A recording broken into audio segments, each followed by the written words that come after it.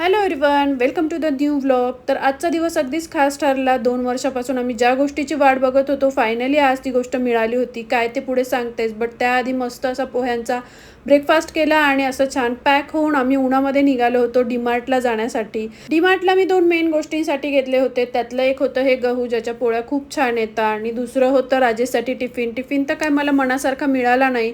So गहू आणि छोटं मोठं ग्रोसरीचं सामान घेऊन आम्ही घरी येण्यासाठी निघालो. तेच मला रस्त्यात आठवलं की आपण पाणीपुरीच्या पुऱ्यांचं पॅकेट आणि छोटं मोठं स्नॅक्स घेऊया, आता वीकेंड आहे तर.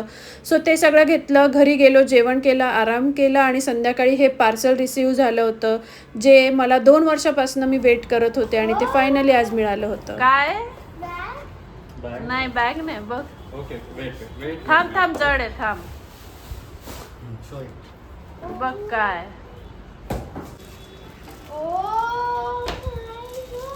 तर हा होता त्रिशाच्या 8th बर्थडेचा अल्बम, जो की आम्हाला 2 वर्षांनी रिसीव्ह झाला होता. तर तो काय इतका लेट रिसीव्ह झाला हे मी माझ्या यूट्यूबच्या फुल व्लॉगमध्ये सांगितलं आहे. तुम्हाला जर जाणून घ्यायचं असेल तर व्लॉग नक्की चेकआउट करा.